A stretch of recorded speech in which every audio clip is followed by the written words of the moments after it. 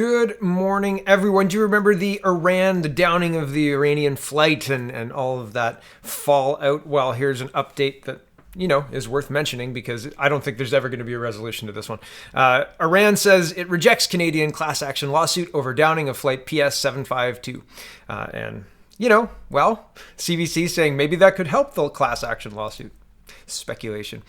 Internet regulations. New internet regulations are secret, apparently. The Heritage Minister, Stephen Guilbeault, has drafted legislation to regulate legal internet content, but will not release it to the public. Apparently, you need to spend $5 on freedom of information request, and then you can get that information. So I'm interested to see that. Perhaps I will submit. I've never actually submitted a freedom of information request before, so maybe this will be my first one.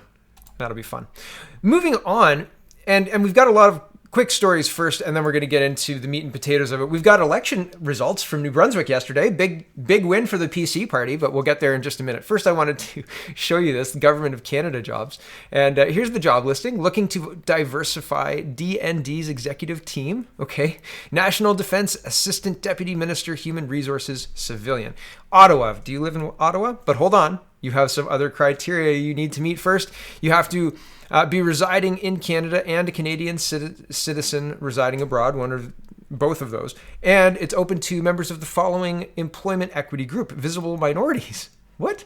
What does that mean? I thought we had like rules in Canada for, equal hiring. Not so, apparently. I guess the Government of Canada can say, if you're white, don't bother applying for this one. Only these groups can apply. Aboriginal peoples, members of visible minorities, and the members of visible minorities are defined: Black, Chinese, Filipino, Japanese, Korean, Southeast Asian, right? Persons with disabilities, women. Okay. So yeah, if you're a white man, you can't apply for this job. They'll just shred your resume. I wonder if you identify as a woman, but you keep your name. I don't know if that's done. I don't know if that's something that's done, or if you're in transition and you're applying with your male name, but you are identified as a woman. Could you do that? No, I don't know. In Canada, man, I guess anything's possible, right? You use your imagination. I don't think this is at all appropriate. Discuss it in the comments. I'm doing an entire 5, 6, 7-part series, and another video should be out today about how I think it is unbelievably egregious that the Upper Grand District School Board is using critical race theory and saying basically any system created by white people is inherently racist because it was created by white people. I don't mean to keep beating on this drum, but it seems like this is a trend, and it's a concerning one. I'm all good with everybody being viewed as equal in the eyes of the law, and the rule of law meaning that if you break a law, then you get treated the same as anybody else, right? And the law applies to you the same as everybody else, regardless of your skin color or what religion you ascribe to or anything. The law should apply to you equally. But now we're carving things up like, oh well, we don't want to hire too many of this group, so we're just going to disqualify them. They can't even apply. Isn't that racist? Isn't that racist? I think it is. All right, moving on. PCs win a big majority. Not a big majority. They need 25. They got 26 seats. But here it is. New Brunswick PC win a majority government yesterday. And they went to the polls because they had kind of an agreement, and the Liberals didn't want to continue the agreement. The Liberal leader lost his seat. So anyway, here's Philip Legacy, and he's saying news about Barton Chair Research and Events. Anyway, it doesn't matter. He says Higgs is not Premier-elect. Higgs is not Premier-designate. Higgs simply remains the Premier. Also, there's no such thing as Premier-elect or Prime Minister-elect in Canada. Further, Higgs's government is not in a caretaker mode. Given the election result, there is no need to question whether he could lose confidence. He just won a majority, so no, he's not going to lose confidence. And I mean, I think that's good news. They had the agreement in place to govern as not a coalition, but they were agreeing to get through the pandemic. And so this election was held because the Liberals said that they didn't want to continue having the Premier govern as if he was having a majority. And well, now he's got a majority. So the people have spoken. I guess he did a good enough job handling the pandemic, right? The pandemic. And here's Brian R. Mitchell. He says, not sure why I'm surprised. And this is going to Alberta. This is poll results, so take it with a grain of salt. He says, not sure why, and I will leave it to others who know more, but I am indeed surprised. And this is PJ Fournier, 338 Canada. He says, that's not a typo. Alberta provincial voting intentions from the Angus Reid Institute. Jason Kenney has one of the lowest approval ratings among premiers in Canada, according to Angus Reid, and it's taking a toll on UCP support, United Conservative Party support. So look at that, right? The Independent Party, 7%. I'm right in the way, so you can't see me. You can't see anything. Okay, here it is. Here it is again. 38 for the NDP, 38 for the United Conservative Party, 9% for Greens, I guess. I'm not entirely sure, and 7% for the Independence Party, excuse me. So that's an interesting polling result. Are we going to see a split Conservative and an NDP win in, who knows? I don't know. According to the polls, though, possibly, right? And here's how good the polls are. Here they are.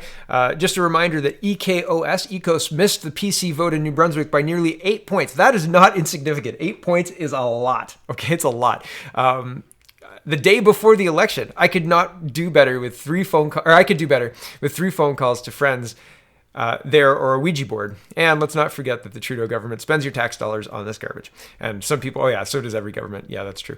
But they missed it by 8 points, right? Not in favor of the PC government. So the polls are garbage. Garbage. Take it with a grain of salt. Here is moving into the Liberals and throne speech preparation. Yesterday, Justin Trudeau was recorded as saying, we've consulted with all of the, well, here it is. We've consulted with the opposition parties. That's what he said to the press pool yesterday. Okay, yesterday and today they're writing the throne speech. They're like at the retreat. They're not chopping wood on figuring out what to put in the throne speech, like goodies wise. They've talked about that already. They're writing it down now to sell it to Canadians. That's what these 2 days are about. So and I said yesterday, that's not Trudeau's style. He doesn't consult other party. He barely consults his party. Right? He consults people who he knows agree with him, and sometimes they tell him things he doesn't like, and then they get kicked out of cabinet. Bill Morneau as the most recent example, but there are others. Okay, and so here's Alitha Raj, and she says Liberals haven't consulted with the opposition parties on the throne speech. So yesterday when Trudeau said this, I said, no way, he doesn't do that. That's not how he operates, right? And so here's the article about it. Liberals haven't consulted with opposition parties on the throne speech. If Prime Minister Justin Trudeau is trying to avoid a fall election, he hasn't sought the opposition's ideas for what to include in his minority government's renewed agenda. Trudeau told reporters outside the Cabinet's in-person 2-day retreat in Ottawa that the Liberals have been engaging with the opposition parties through the crisis. They have made public their reflections about what they would like to see going forward. We've been engaging them on multiple levels. We will continue to engage, he said. I think it's important for Canadians to see the different orders of government working together. But the Conservatives, the Bloc Québécois, and the NDP, each of which holds the balance of power in the Commons, told HuffPost Canada Monday that nobody from the Prime Minister's office has reached out to their leaders or their offices about the September 23rd speech from the throne. Quote, there's been no consultation on the speech from the throne, said Melanie Paradis, spokeswoman for the Conservative leader Aaron O'Toole. Nothing. NDP leader Jagmeet Singh's spokesman George Soul said the same thing. Bloc leader Yves-François Blanchette's spokeswoman Caroline Landry told HuffPost that while nobody from Trudeau's office had called or asked to meet, her leader had requested a meeting with Finance Minister Chrystia Freeland to talk about the upcoming speech. And there's more, but fundamentally, this is the Trudeau we know, right? He's not asking anybody. He's just going to read their minds and come up with a throne speech and hope his government doesn't fall. And all of the other parties have said, we don't want a fall election. We don't want a fall election. Their behavior says otherwise, but that's what they're saying publicly. Okay, here's Abigail Bimman. And news from the cabinet retreat. Global News has learned Minister Keir Freeland will hold a news conference tomorrow morning, that's today, with an announcement on counter tariffs on aluminium in response to the tariffs imposed by Trump on Canadian aluminum. And so here's the Financial Post article. Dollar for dollar, we will not back down. Retaliation on U.S. tariffs expected this week. Deputy Prime Minister Chrystia Freeland is preparing to enact a sweeping set of retaliatory tariffs later this week on U.S. aluminum products, according to several sources familiar with the situation. U.S. President Donald Trump announced last month that he was reimposing 10% tariffs on Canadian primary aluminum effective August 16th, saying surging volume volumes were a threat to national security after having lifted his original tariff in 2019. Freeland promised to retaliate after a 30-day consultation period, and now sources inside and outside the government say Canada plans to impose 10% tariffs on about $3.5 billion worth of U.S. aluminum and aluminum-containing products effective Wednesday. I scroll down. Basically, Canada's stance going into this was saying, quote, "We're going to retaliate dollar for dollar. We will not back down," said Jean Simard, president and chief executive of the Aluminum Association of Canada. The American Primary Aluminum Association, which represents 2 U.S.-based aluminum producers, was lobbying for the Trump administration to reimpose tariffs on Canadian aluminum and was not available. Which represents 2 U.S.-based aluminum producers and was lobbying for the Trump administration to reimpose tariffs on Canadian aluminum, was not available for comment. Simard said he did not believe that either of the 2 U.S. producers export much, if any, of their product to Canada. So, it's kind of funny, again, like the finance minister and trade wars that you can't win, right? Here we are, back to this. The 2 countries' aluminum sectors are largely integrated, he said, so Freeland will need to be careful not to target U.S. products that Canada's aluminum sector uses, because then you're shooting yourself in the foot.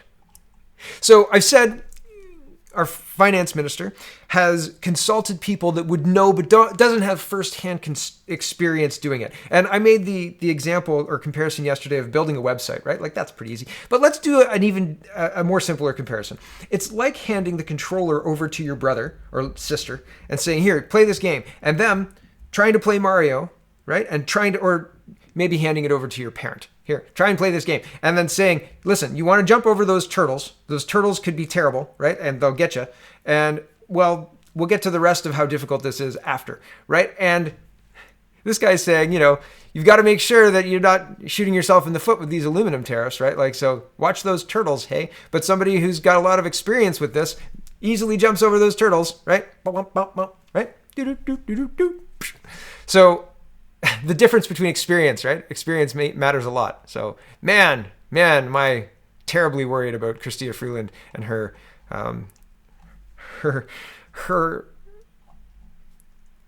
stewardship of our of the country's finances.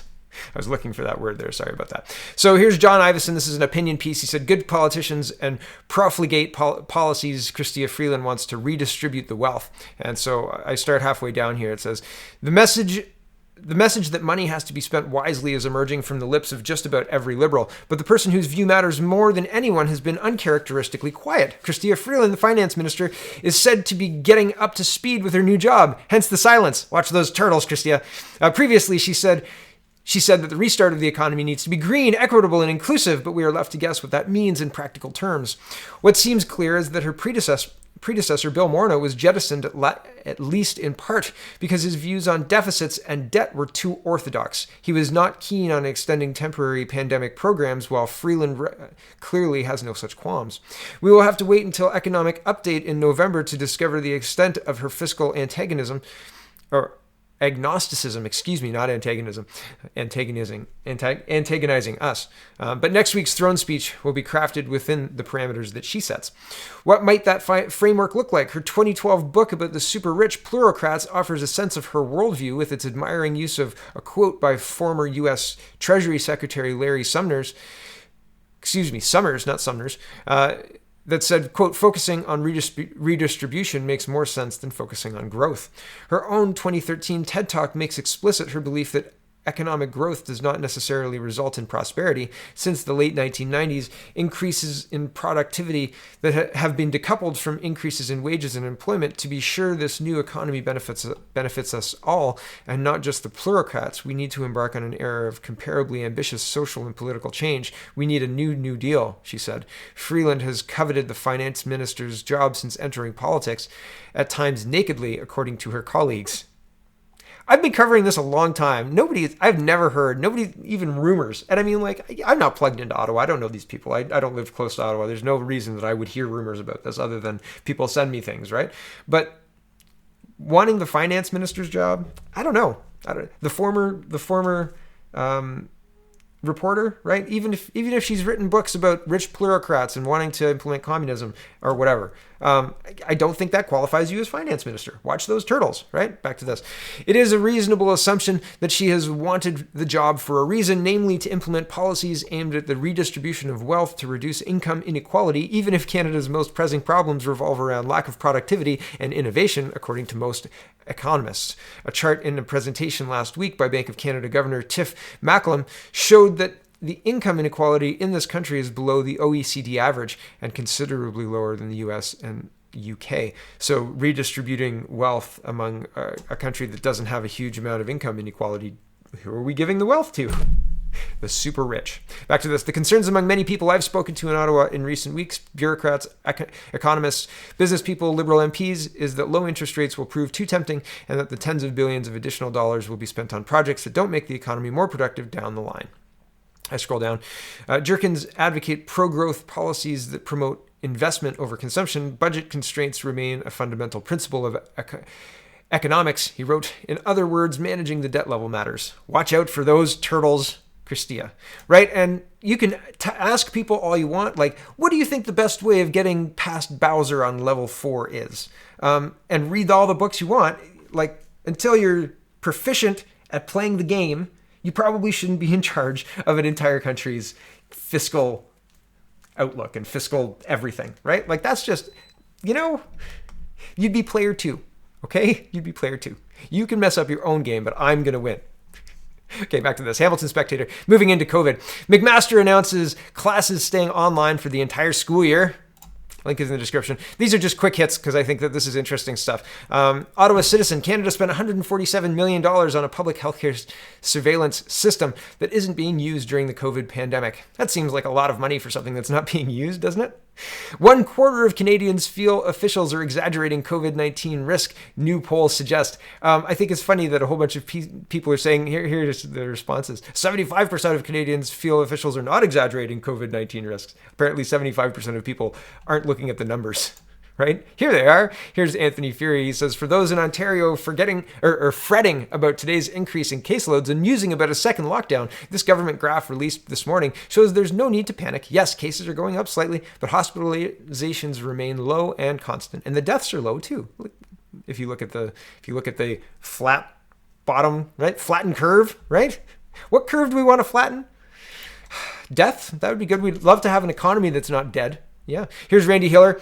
He's an MP. He was a former PC MP, MPP, excuse me, not provincial parliament, not federal. And he's the independent member for Lanark, Frontenac, and Kingston.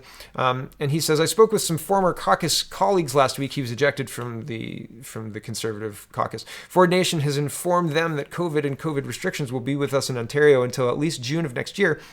Ford Nation apparently has science that could predict the future of the virus. Brace yourselves. Yeah, very interesting. I don't know why. I don't know what justifies that. Looking at the numbers, right? Like, what curve are we trying to flatten? We don't want anybody to get any cases at all ever. Like, I think that avoiding death is a good metric, right? And protect those vulnerable was the word I was looking for yesterday. Protect vulnerable populations. And other than that, we've got to open up. Like, this is insane. Here's Alitha Raj again. She says, Bloc staffer tests positive for COVID-19. Leader and MPs will be isolated. They and staff will be tested for the virus. Spokesman says they are treating the situation very seriously. And, if you can spend your 2 weeks in isolation or whatever if you want to, or if you're ordered to, but the number of false positives, and is this a huge overreaction? If you're sick, stay home, right? If you're coughing and sneezing everywhere, stay home. This seems easy, right? But anyway, back to this. Dr. Jewel Renner is saying, worth noting, this is across 15 million people and 492 hospitals that are all empty. Estimate is roughly 1,200 ICU beds in Ontario, currently serving 8 people with COVID. That's a lot of hospitals per patient, right? Here's Cynthia Mulligan, and she says, when asked about 5 COVID cases at Western University, Minister for Colleges and Universities says everyone knew campuses would not be unscathed. When asked if there should be stricter penalties for gatherings on campus, he suggested peer-to-peer pressure could work better. Yeah, just get people to yell at people in grocery stores. That works really well in the States. Here's a response. Majority of Calgarians support mask bylaws, survey indicates. So at the end of September, a lot of mask bylaws are expiring or need to be reconfirmed by the city councils and things. And the numbers aren't emergency levels. The hospitals aren't emergency levels. The only emergency levels are the media, right? And Gal 48 says this comes out now because they're talking about it at Calgary City Council today, so they can mandate this ridiculous mask bylaw until December. They've never asked me what I think. No masks, and I'm not wearing masks out. And people are now coming up to me and saying, good job, good for you, and taking their mask off. I saw one guy come in and look around and saw me and saw my kids, and he took his mask off, put it in his pocket, and continued shopping. And I think that's interesting. This is an interesting article True Pundit put out. Emasculation, how we have been lied to so dramatically about masks. It makes the point right off the hop about the politicization of this topic. And regardless of the 30-year previous history of looking at this topic specifically, the new science is being shoved down everyone's throats, and the science of it isn't all that sound. And it's an interesting article. I'm not going to read it, but it's interesting. Global News is reporting the past several weeks have seen a resurgence in COVID-19 across Canada. Would you be in support of tightening lockdown restrictions as cases continue to rise? Twitter polls are not great. They have a lot of samples. So this is 11,000 people. And it's roughly split, with yes edging the win at 51.5%, 48.5%, I think no. But there's most of the people that I speak to say they don't want further lockdowns, and that's not the best way to go about controlling the situation. And well, if you look at Sweden has no lockdowns, no masks, everybody's functioning normally, and the world is not coming to an end in Sweden. And that is as scientific as it gets. They ran an experiment, and they were right. They did not destroy their economy, and they're functioning just fine. And why are our politicians ignoring this? Why are they continuing to repeat the lie that a vaccine is necessary to open up? That's false. That's false. It's false. Sweden doesn't have a vaccine. So there you go. Absolutely false. So I think it's I don't support a tightening or lockdown, and I don't support mandatory masking. Certainly not mandatory masking in schools, etc. Anyway, global news. Moving on out of COVID into law and order. This is the second time this has happened. Dozens of cars have come crashing down after cables were cut early Monday morning. In early 2019, I think it was, I reported on people who were planning on cutting this being released to, a 3-hour drive from this thing. So, I mean, I feel like, and I'm not saying that those were the same people who were responsible for this, but this has been cut before and was on a list of potential terrorist targets to do exactly this with. And recently I saw a city council meeting out in Oregon talking about how people were planning on cutting down hydro wires. And I watched a report on it talking about how dangerous it is because of the amount of electricity going through those wires to just even stand around there, because it could you could ground it, right? I couldn't imagine. What an awful way to go. But anyway, the guy who was cutting the wires didn't appear. He wasn't found dead anywhere nearby or anything like that. And a couple of the places where, a couple of the poles were cut. But this domestic terrorism is happening, right? People are coming to this country and coming to the United States and committing crimes like this. And it seems like we don't have a handle on it. We don't have it even close to a handle on it. Watch this. This is just wild. I'm going to turn the volume off because the sirens are really loud. This is a group of people who were street racing in Toronto. So Toronto police officers' vehicle was surrounded after they responded to reports of street racing over the weekend. Police continue to investigate. What is going on when this is the response to police? It used to be, not that you would run. There's a John Mulaney sketch. John Mulaney, he's a comedian if you don't know who he is. But he's talking about a party when he was a kid, and the police come, and everybody runs, and he tells the story about how he's running away from the police and whatever. Not that you would expect everybody to scatter, but you certainly don't expect the entire crowd to pull their phones out and take control of the police. The only response to this is to call in SWAT and arrest every single person. Every single one, and give them all 3 years in jail. That's insanity. This is insanity. And the respect for law enforcement is just unbelievable. This is the breakdown of society that we're watching currently is unprecedented. I've never seen this. It is incredible. And in the midst of this COVID pandemic that the government wants you to believe is happening, in the midst of terrorist attacks in Canada that we're just saying, oh, we don't know how this could possibly have happened. I don't know why this is happening. Toronto is saying the city launches a new program to encourage people to get out as new COVID cases rise. So I just think it's so tone deaf, right? Like, oh, let's spend lots of money on tourism. And not just in one city, like all the cities, right? Like Ottawa's got this $100. Ottawa Tourism has launched a campaign called It's On Us, whereby visitors who book a stay in Ottawa receive a $100 Visa gift card. Book your consultation with Leela now to plan your amazing Canadian capital vacation and take advantage of this offer. Just make sure you don't bring your kids, because WestJet will kick you off the flight if they won't wear masks, right? And doesn't matter about the psychological damage of like, having police officers come and look angrily at your parents while screaming, you've got to do this or get off the flight, or we're going to pull you off the flight, blah, blah, and then having the flight canceled. Come to Ottawa, come and travel, come and see your country, please. Just comply with all the rules. Deplorable, right? Oh, it's so unbelievable. This country has changed so much, even since 2018. Like the 2 years that we've experienced have felt like a lot longer, and the politicians don't seem to be getting any better, not even a little bit. So, man, thanks for watching, everybody. I don't know if you're gonna check out any of these tourist offers or anything like that, but the fact that our government is focusing on this instead of solving the problems, the obvious apparent problems, and they're fostering this, like the anti-police sentiment. Look at how many politicians, and I don't have the tweets right now, maybe I'll start looking for that, but look at how many politicians support Black Lives Matter, support Black Lives Matter has no peace, no justice, right? Like, no peace, no justice. Are you declaring war on civil society? You can't just say Black Lives Matter more than this entire society, and we're going to burn down the society until something happens that is currently undefined. Like, and how are people celebrating this? I don't understand. This is not what healthy societies celebrate. Healthy societies celebrate strong families. Healthy societies celebrate unity. Healthy societies celebrate things in common, things that we're all striving towards: world peace, human exceptionalism, human betterment, right? Like there are worthwhile things to work together for.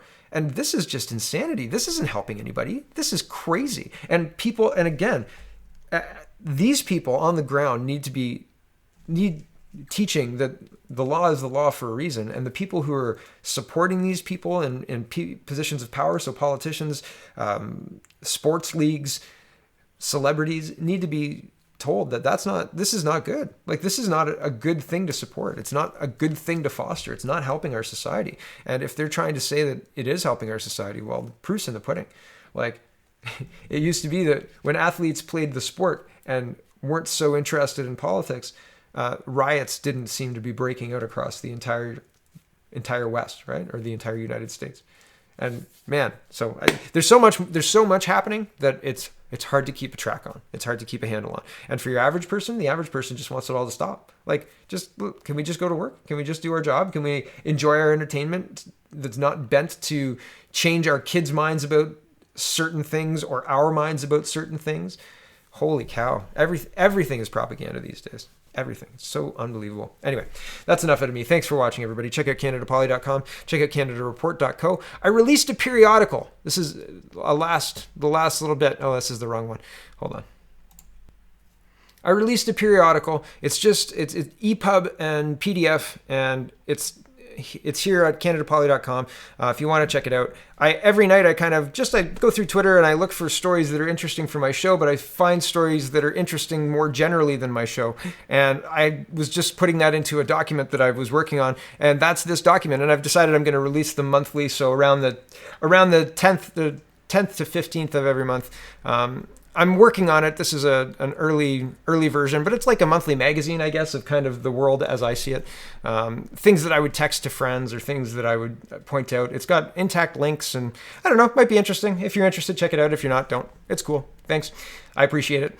And yeah, that's it. So thanks for watching. Have a wonderful, wonderful